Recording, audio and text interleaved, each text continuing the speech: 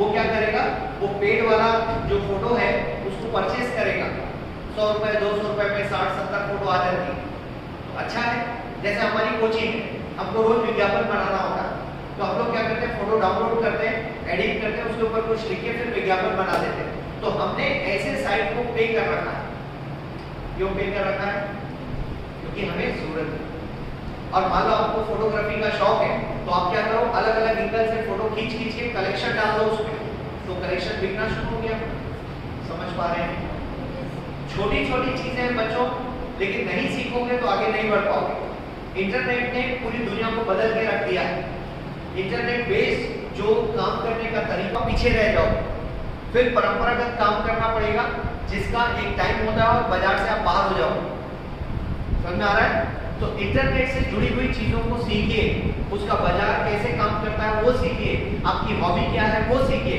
तो मैं बात कर रहा था आईटीआई में जो लोग जाएंगे उनको इससे संबंधित कला का विकास होगा। जैसे एक उदाहरण है, और आईटीआई में आपको प्लम्बिंग सिखाया जाता है, इलेक्ट्रिकल काम सिखाया जाता है, कंप्यूटर का काम सिखाया जाता है, कारपेंटर का काम सिखाया जाता है और मिस्त्री वाला काम सिखाया जाता है। ऐसे बहुत सारे काम होते हैं। अब मान लो इनमें से आपको बिजली का काम करना आता है, तो पूरे रायपुर में यदि आप देखें अकेले, तो कम से कम नई में आज की डेट में 10,000 मकान बन रहे हैं रायपुर में, 10,000 से ज्यादा। समझ में आ रहा है? उन 10,000 मकानों में आप सोचो कितने इलेक्ट्रीशियन की जरूरत पड़ेगी, और प्रोफेशनल चाहिए जिनको अच्छा काम आता हो, जो ट्रेंड हो, ऐसे लोग हमें चाहिए। तो उस आधार पर जब आप देखोगे तो कितनी संख्या में इलेक्ट्रीशियंस की जरूरत है। तो बेरोजगार लोग जो हैं वो शिकायत कर सकते हैं कि हमारे पास कोई रोजगार नहीं, लेकिन जो जिसके अंदर कला कौशल है वो शिकायत नहीं करेगा, क्योंकि मार्केट में उसके लिए बहुत सारी जॉब है। समझ में आ रहा है? तो इसीलिए भारत सरकार और छत्तीसगढ़ सरकार दोनों मिलकर क्या कर रहे हैं, कौशल विकास कार्यक्रम चला रहे हैं। साड़ी है, हल्का हल्का ऐसे कपड़ा है, उसको लेके उन्होंने पुराने कपड़ों को जोड़ जोड़ के, खाली बैठे हैं तो उनको लगा सिलाई कर लोगे। जब कोविड खत्म हुआ तो उन्होंने देखा कि उनके पास कम से कम 550 से ज्यादा बैग बन गए। रोज बनाती थी, शौक भी था, घर में कपड़े भी थे, सबको बैग बना दिया। अब वो जब 550 बन गए, उन्होंने देखा ये बहुत सारे बन गए, तो उन्होंने कई दुकानदारों को अप्रोच किया। एक हफ्ते तक वो अप्रोच की, कोई बोला नहीं खरीदेंगे। फाइनली अचानक से एक व्यक्ति का फोन आता और उन्होंने पूछा कि सुना है आप बैग बनाती हैं? बोले हाँ बिल्कुल। तो बोले हमें कम से कम 1000 बैग की जरूरत है, रेट क्या लगेगा वो आप बता दीजिए। तो उनको अंदाज नहीं था। उन्होंने कहा सर आपको जैसा ठीक लगता है आप बताइए, और मैंने तो अपनी मेहनत से इसको बनाया। तो उन्होंने बोला देखो मार्केट में 5 या 6 रुपए का कपड़े का बैग मिलता है, तो हम आपको उसके आसपास का रेट देंगे। क्लियर? उस महिला ने सपने में भी नहीं सोचा था कि अब वो उनका रेगुलर रोजगार बन जाएगा।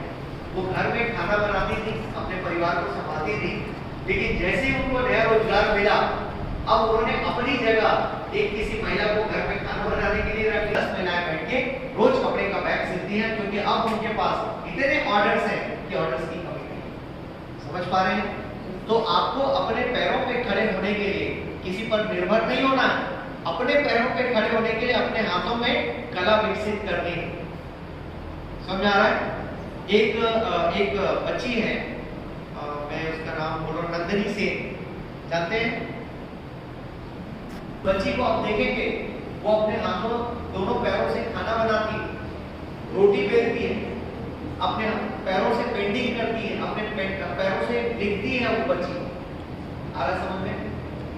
तो जब वैसा इंसान सारे काम कर सकता, भगवान ने 2 हाथ होंगे तो पैरों में शक्ति दे दी ना, तो फिर तो आपके पास 2 हाथ हैं, इनको कौशल सिखाइए, इनके अंदर कला डालिए और खुद की नौकरी तैयार कीजिए। कर सकते हैं ऐसा?